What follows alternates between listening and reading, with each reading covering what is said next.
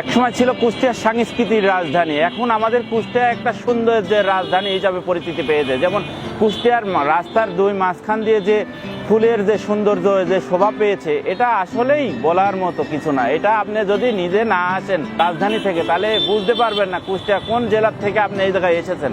বর্তমানে নিজে উপভোগ করেন এবং আর একজনকে ইন্ট্রোডিউস করার একটা আলাদা ঐতিহ্য তুলে ধরেন কুষ্টিয়া সম্পর্কে, তাহলে মানুষের ধারণা হবে এবং কুষ্টিয়ার মানুষ বাইরের থেকে আসবে কুষ্টিয়ার এই সৌন্দর্যটা উপভোগ করার জন্য। যেমন আগে ছিল রাজশাহী একটা সৌন্দর্য, সবাই যেত রাজশাহী ঘুরতে, কিন্তু আমরা কেন যাব রাজশাহী? আমাদের শহরটাই তো অনেক চমৎকার একটি শহর। যেমন লালনের একটা আছে, রবীন্দ্রনাথের কুঠিবাড়ি আছে, কুষ্টিয়া লাভলি টাওয়ার আছে, এখানে একটা 10 তলা বিশিষ্ট একটা শপিং মল আছে। আমাদের গোছালো একটা শহর, পাশ দিয়ে গড়াই নদী বয়ে গেছে, এটা একটা আলাদা ঐতিহ্য। পাশ দিয়ে একটা হরিপুর একটা সেতু হয়েছে, এই সেতুর পাশে যে একটা সবাই বসার জন্য আলাদা একটা রেলিং তৈরি করেছে, এটা আসলে বলার মতো কিছু না, এটা সৌন্দর্য উপভোগ করার মতো।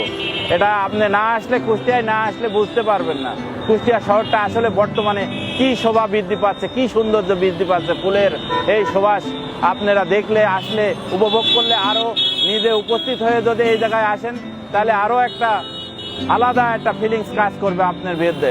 এই বিষয়ে আমি আমার জেলা হিসাবে আমি গর্ববোধ করি। আমার কুষ্টিয়াবাসী সবার পক্ষ থেকে কুষ্টিয়া আসেন এবং সবাই এই সৌন্দর্যটা উপভোগ করেন। মেন কথা, জাকির সরকার আমাদের মনে হয় বিএনপির একজন সভাপতি, সে এই উদ্যোগটা নিয়েছে আমাদের কুষ্টিয়া শহরটাকে আরও সৌন্দর্য বৃদ্ধি করার জন্য। একটা দলের মাধ্যম দিয়ে ছাড়া তো হয় না, একটা শহরকে বৃদ্ধি করা এককভাবে কারোর প্রচেষ্টায় সম্ভব না। হয়তো একজন উনি মাধ্যম, সে সুযোগ পেয়েছে এই শহরটাকে একটা সুন্দর এবং আরও নান্দনীয় শহর হিসাবে সবার মাধ্যমে উপস্থাপন করার জন্য।